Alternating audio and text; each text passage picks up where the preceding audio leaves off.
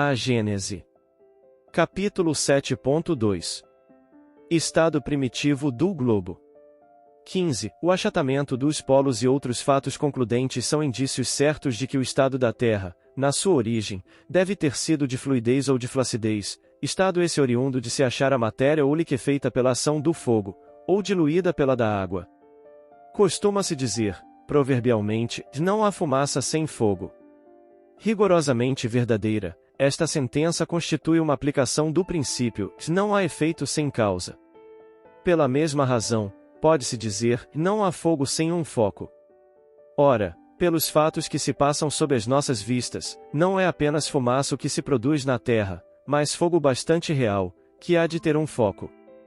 Vindo esse fogo do interior do planeta e não do alto, o foco lhe há de estar no interior e, como o fogo é permanente, o foco também o há de ser.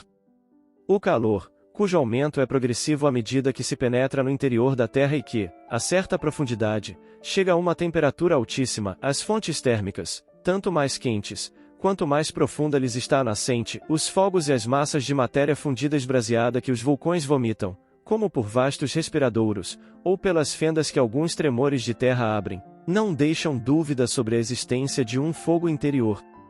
16. A experiência demonstra que a temperatura se eleva de 1 grau a cada 30 metros de profundidade, donde se segue que, a uma profundidade de 300 metros, o aumento é de 10 graus, a 3.000 metros, de 100 graus, temperatura da água a ferver a 30.000 metros, ou seja, 7 ou 8 léguas, de 1.000 graus a 25 léguas, de mais de 3.300 graus, temperatura a que nenhuma matéria conhecida resiste à fusão.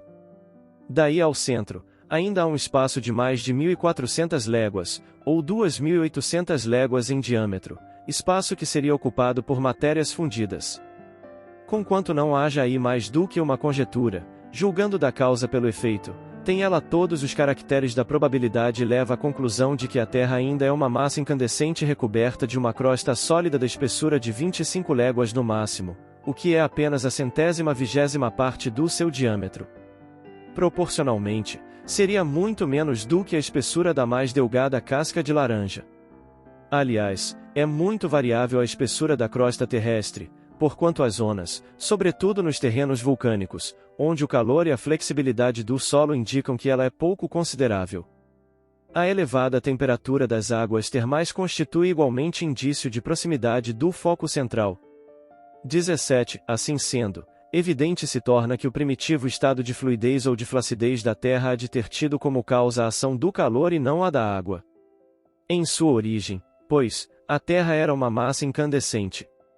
Em virtude da irradiação do calórico, deu-se o que se dá com toda a matéria em fusão, e ela esfriou pouco a pouco, principiando o resfriamento, como era natural, pela superfície, que então endureceu, ao passo que o interior se conservou fluido. Pode-se assim comparar a Terra a um bloco de carvão ao sair ígneo da fornalha e que sua superfície se apaga e resfria, ao contato do ar, mantendo-se-lhe o interior em estado de ignição, conforme se verificará, quebrando-o.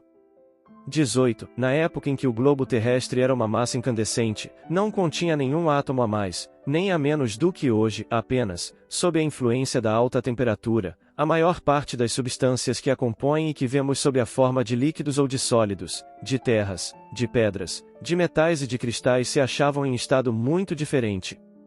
Sofreram unicamente uma transformação. Em consequência do resfriamento, os elementos formaram novas combinações.